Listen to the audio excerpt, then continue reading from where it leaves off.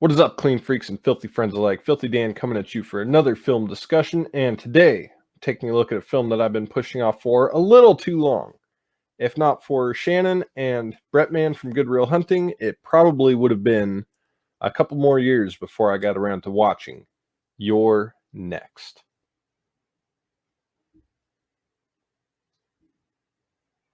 So Your Next came out in 2011, premiering at TIFF, but it received a wider release in 2013, which is always an interesting thing to think about in films. But this film was directed by Adam Weinberg, stars Sharni Vinson, Nicholas Tucci, Wendy Glenn, AJ Bowen, Joe Swanberg, Barbara Crampton from Reanimator, and Rob Moran. Got a nice little ensemble cast there. A lot of them are really cult figures when it comes to horror and indie filmmaking, which is really cool. Outside of Barbara Crampton, I probably haven't heard of really anybody in this cast. I feel like I recognize some of the names, but Barbara Crampton was really the only one that stood out. But anyway, Your Next is about a family who are getting together to help celebrate the 35th anniversary of the parents, played by Barbara Crampton, and Rob Moran, I believe, was the father. And all seems well enough. The family doesn't generally get along too well. And they are besieged by a group of masked killers bearing the faces of a lamb, a tiger, and what I believe is a fox or a wolf. So pretty intimidating. They're dressed in all black, but they got these animal masks on, which are relatively iconic, I suppose. I kind of want to get all three of those. But you have this girl, Erin, who is in a relationship with Crispin, who is one of the sons of Barbara Crampton's character. And she's kind of like the outsider of the family. They're all, how would you say, upper class. They come from money. They're almost snooty type figures. And you really see the disconnect between her and the family members. And it's almost sickening in a way, especially if you're from a more working class, not so well off background. You kind of feel that disconnect, and it's like, ugh, just really makes you feel that. But anyway, the family's having dinner, and the conversation seemed to be okay.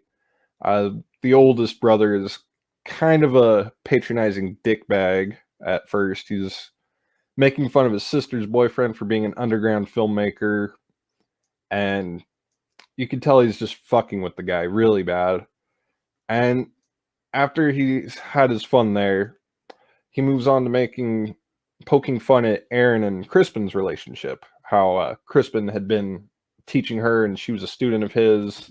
They got together, calls them out as unprofessional. That leads to an argument where the sister's boyfriend then notices something outside, goes to check it out, and fucking arrow comes right through the window, jabs him right in his little scarf wearing forehead.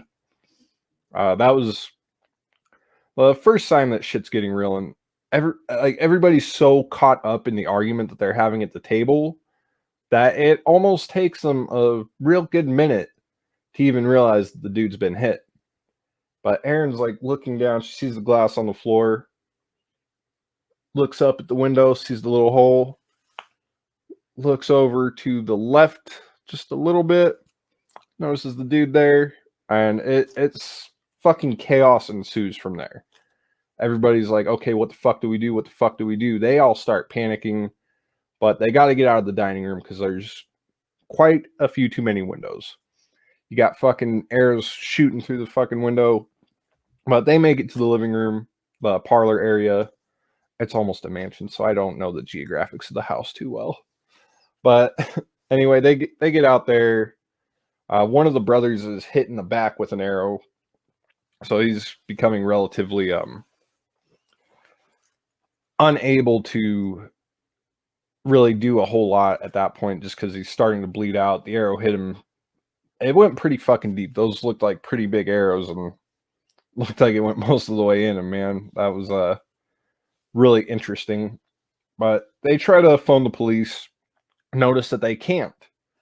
And one of the brothers, his name was Felix, I believe. He's like, oh, they must be using cell phone jammers. They cost like $30 online. Super illegal though. And going back, you kind of piece that together. You're like, that's gonna come back later, isn't it? And sure enough, it does. But anyway, they they need to send somebody out to phone for help. If they could just run outside of the signal jamming range, and it goes on to the daughter to have to do it. And she gets ready to run out the door, and you could tell that they don't want her to do it, but they kind of have to get out of the situation. And you see when the dad, I forget who else is opening the door with him, but the dad is one of the two people opening the door, the front door. And you see the look on his face is just pure devastation and fear, because he knows that he might not ever see his daughter again. Like, they need to do this just right. But the look on his face there really just helps sell the scene. And anyway, the daughter starts running outside, and you're almost expecting an arrow to hit her in the face. Like, of course that's what's going to happen. She's not going to make it. She's going to get stopped by a fucking arrow. But no, that is not what happens.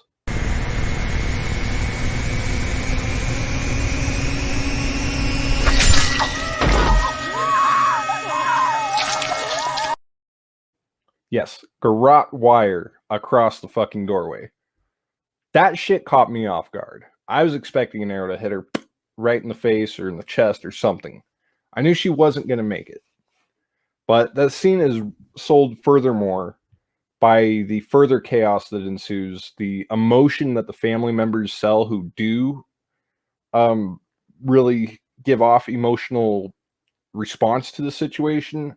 Again, really sells this next performance, because you just know that everybody's in panic mode, and they get the feeling that they're all pretty much fucked, in which case they are.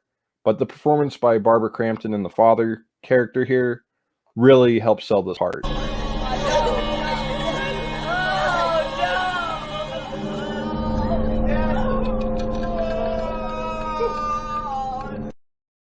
I mean, you buy the fact that this family knows that they're all going to die.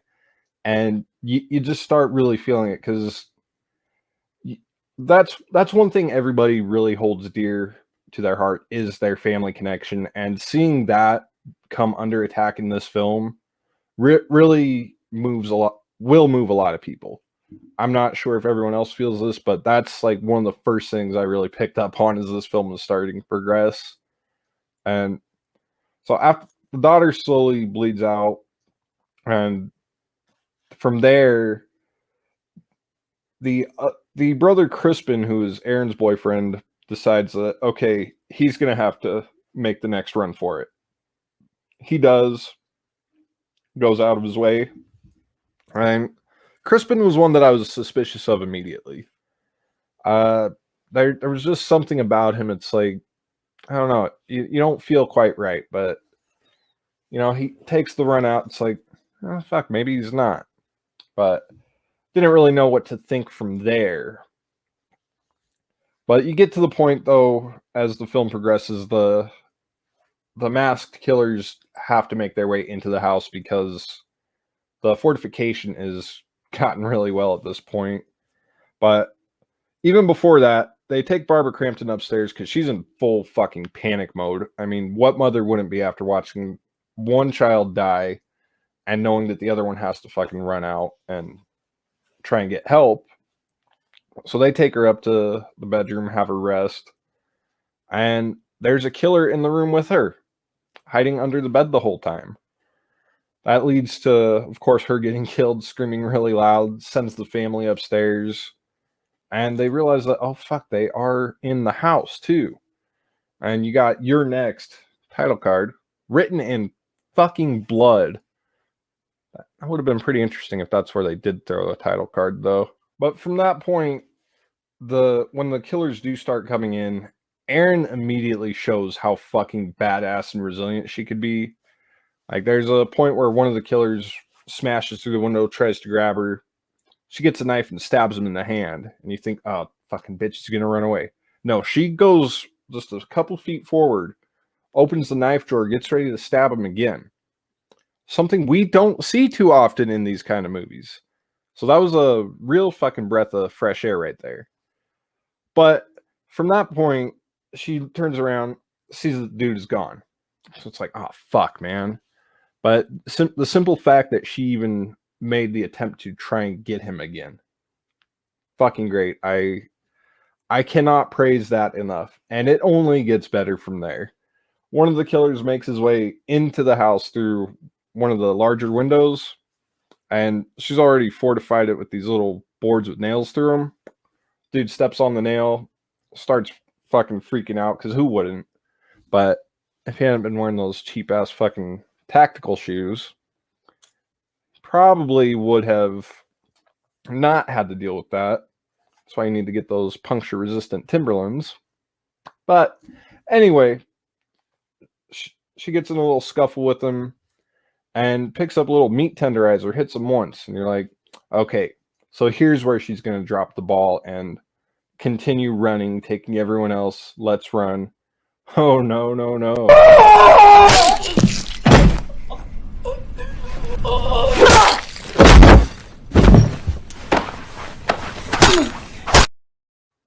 She fucking decimates this dude. Just keeps smashing his head for, I don't know, it felt like a good 30 seconds. Like, couldn't fit the whole clip in here. But she just fucking demolishes the dude's head. You're like, by that point, you're like, okay, this is the final girl that we have been looking for. Yeah, Erin is a fucking badass, and she proves that point more than once throughout this film.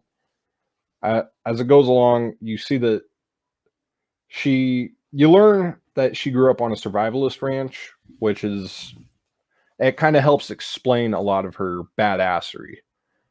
Sure, we didn't need that bit of exposition, but I guess it does add a sense of more realism to it, because I feel like if we didn't have that exposition, we would be like, bullshit, how is she such a badass? It's one of those things that, I don't know. Horror fans, we like to bitch a lot sometimes.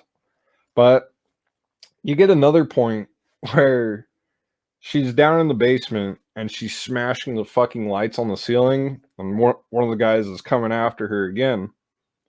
And this one is insane because she has a little camera that's set up to take pictures, like it's little flash photography in the dark. Every time the guy moves, the shutter lens just fucking lights up the room just enough for her to get an idea where he's at, but it's blinding him so he can't see where she's at.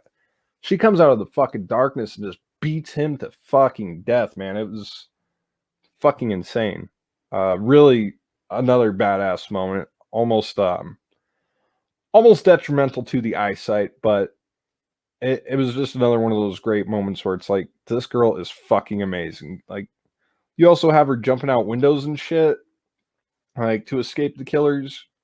I think it was upstairs. She jumps out the window, crashes down to the ground, runs into the woods, has to pull a piece of glass out of her fucking leg, goes back into the house to finish the fucking job because she knows, with the leg gash, you're probably not going to do too great running. And you probably don't have an idea exactly if there's any more guys out there in the woods. But she goes back in the house and fucking ensues chaos on these guys. I mean, the whole situation is chaotic enough. That kind of going all over the place with this one. But you get also a realization whenever the father gets killed. He goes upstairs to, I forget exactly what he was doing upstairs, but he notices that there's sleeping bags and a little water bottle in the closet upstairs, and he realizes that this is not a random attack, that these guys have been watching for a minute. And he's telling this to his son Felix and his girlfriend. And out of fucking nowhere, seemingly out of nowhere, one of the killers comes up, slices his throat, And you see Felix and the girlfriend just kind of looking on and almost disgust. My father goes to grab Felix, like, help me, help me. And Felix just like backs off, really almost standoffishly looking. And at that's the point where you realize that he is a conspirator in this family slaughtering. And it's totally uh, fortified when he asks the killer, did you really have to do that in front of me? And I don't know. Felix was something the fuck else in this. There's another moment where he's downstairs in the basement with his brother, not Crispin, but the one who got the arrow in his back. And this guy's all fucked up and finds out that his wife ran out of the house too and got killed. And that was a real scene that I got to come back to and talk about. But down in the basement, he's talking with his brother, and he's like, okay, this is the point. I gotta fucking kill him off.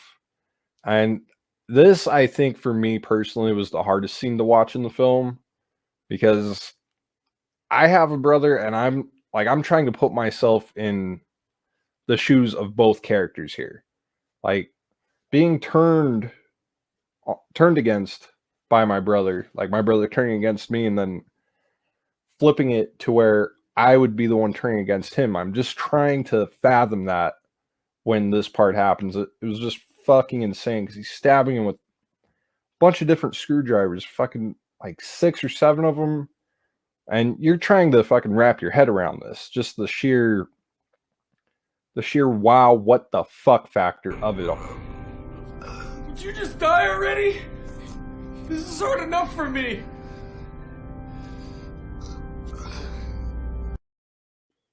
And it really, you almost empathize for Felix just a little bit.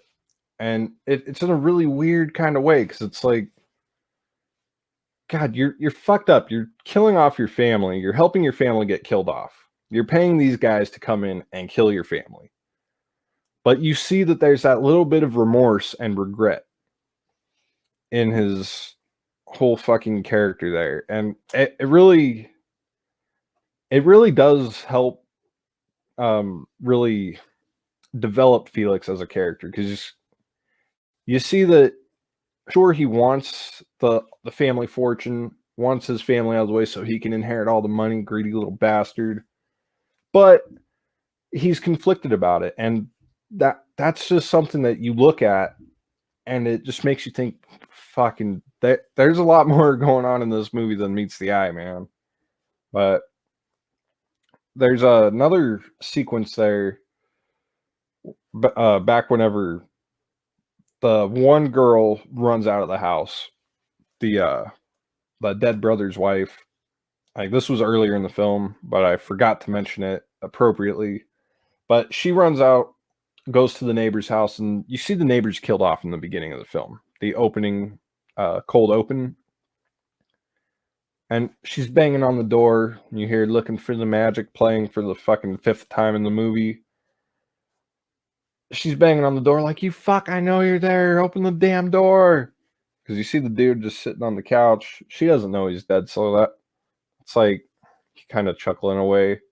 But she turns around to try and redirect, and fucking one of the dudes, I think it was the lamb mask, just punches her right in the fucking face, sends her through the glass door, and she's crawling across the living room, and he just fucking whacks her once to the side of the fucking head, kills her in a single blow.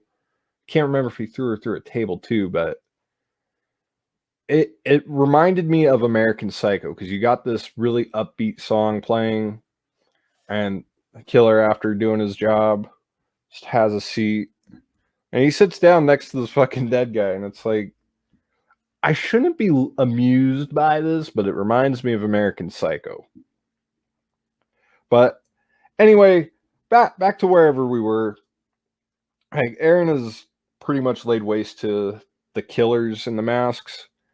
And she realizes that, yes, because she overheard Felix talking about how he had to kill his own brother. Man, it's fucking crazy because from there she gets in a fight with Felix and his girlfriend, and it's a nice little battle royale. They're ready to fucking just end her because it's complicating matters. Aaron is complicating matters, as a great final girl should. But they track her down to the kitchen, and she fucking puts up a hell of a fight in such a small quarter. Like there was water boiling on the stove earlier. She just grabs the little saucepan, flings the water at Felix, and the water's not even boiling anymore. And he's like, "You stupid bitch! It's not even hot." And he fucking slips on the water. It's like, I did not see that coming. She fucking slams the door on his face, like busts his fucking nose real bad.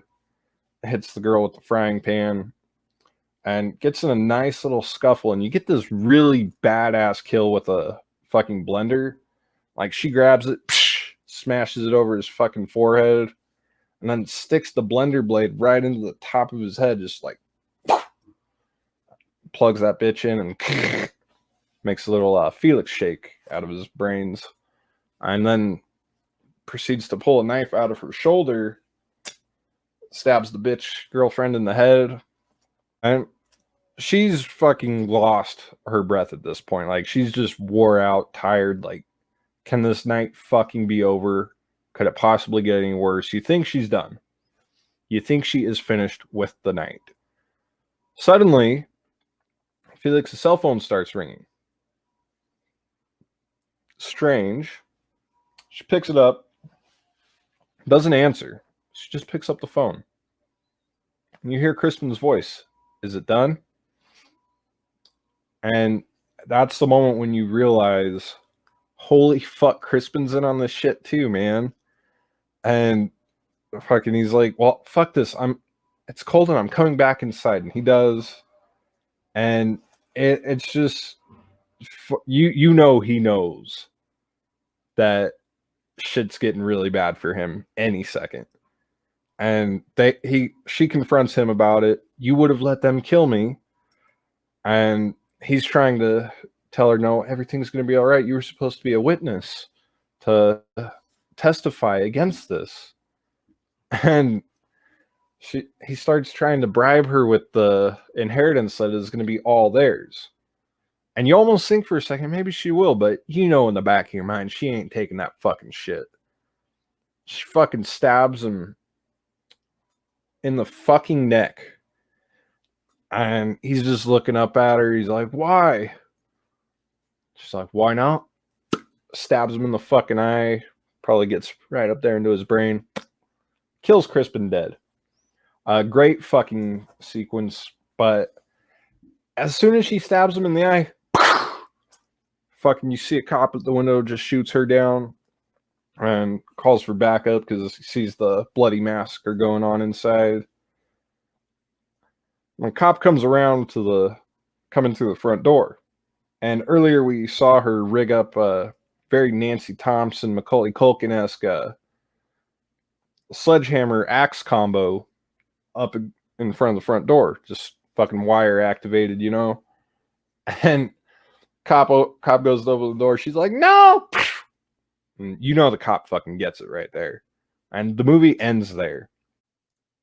So yeah, I know I kind of rambled quite a bit, but I am super excited about having watched this film finally. And I don't know, this one just hit on a whole different level. Because you take the home invasion idea, which is a pretty popular subgenre in horror. I mean, I really do enjoy that when you do the home invasion stuff. But this one hits on a whole different level because you have that, but you also add the family deterioration, which really it elicits a certain emotional response, especially when you see that not only one, but two of the fucking family members are in on this whole fucking cabal. And it almost breaks your heart in a way, especially if you really do value that family connection. And it makes your next hit on a totally different level that not a lot of films, I think, really can. I mean, sure, a lot of films hit on different levels in different ways, but this one's just something. There's something totally different about it that really makes it stand out, man. I can't quite put my finger on it. And another thing we have in here that's really great, again, is Erin. I fucking gushed about it. I mean, she makes Sidney Prescott look like a fucking damsel in distress. Like, she makes Sidney Prescott look useless and weak, which of course Sidney is not. Not to take anything away from her, but Erin is, I think, I'm Team Erin. She is definitely, I think, the pinnacle of Final Girls at this moment. We'll see what happens in the future, but and this film, I don't think there was really anything I disliked about it. Um, I know a lot of that might have to do with just the simple fact of excitement of having finally gotten around to it. But off the top of my head, I really don't have a complaint. If anything, it's just that the film could have ran for maybe 10 more minutes. Because it feels like it goes by very fast the second time you watch it. But it's well paced. But I would have liked more runtime. And I do have one real main complaint about it. And it's the fact that it's taken me this long to get around to it. I'm kicking myself in the ass. But this film easily crawled up the ladder to become one of my favorite, more modern horror films. Easily. I really don't have a bad thing to say about this film. Anyway, let's move on, friends, to the filthy features. And as always, we start with the favorite kill. And fuck, man, there were plenty in here. But you all know that whenever I do the favorite kill, it's usually circumstantial, the shit surrounding it. But this whole fucking film has that. I mean, a lot of the deception is really the surrounding element in these kills. But the one that I gotta go with is seriously the most unique kill of the film, and it is the bloody, amazing moment when Erin puts an end to Felix with the blender. Smashes it across his forehead, turns his brains into a Felix milkshake.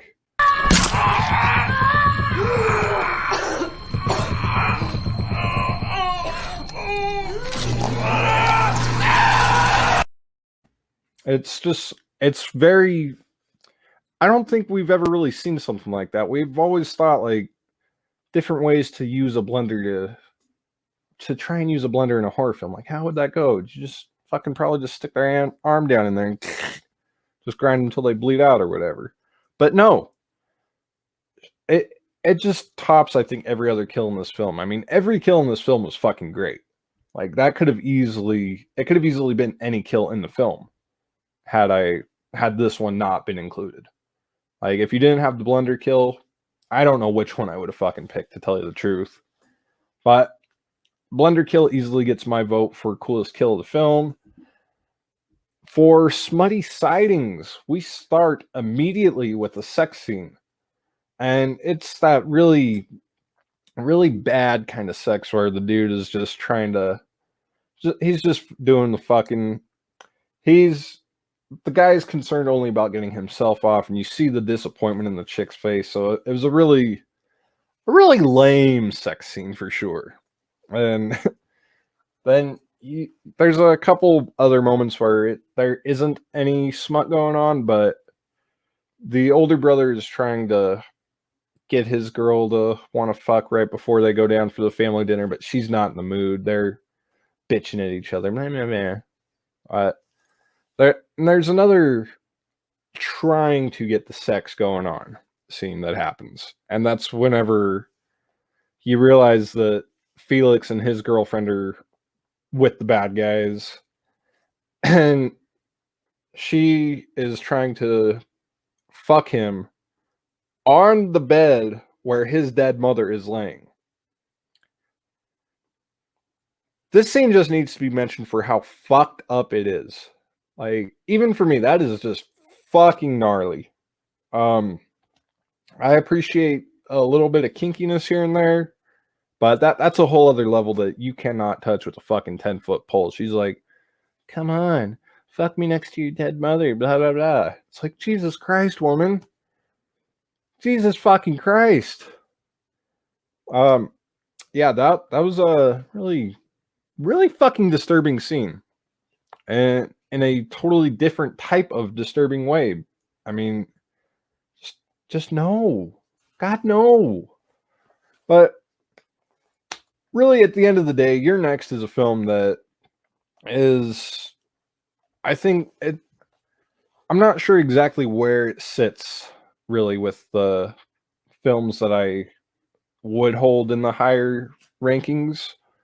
But this one definitely, as far as being a more contemporary film, it really does have a high placement, I find. It's certainly one of the best of the last decade, I think. But with that said, I haven't really seen too much from the previous decade. I'm more of a vintage guy, 60s, 70s, 80s, 30s, 40s, 50s. But I don't know. Your Next was just really fucking great. It's gonna it's gonna be reevaluated, I think, in the near future, but it's not going to really go down or lose any value, I think. This is one that I think definitely has potential to become something of a top 5, top 10 for me for sure. I mean, it was just fucking amazing film. If you were like me a month ago and you haven't seen it, I urge you to watch Your Next. I'm not advising that you watch it. I'm urging you to watch it. And it deserves to be watched. Fucking, you'll watch it once and you'll immediately go and buy it afterward.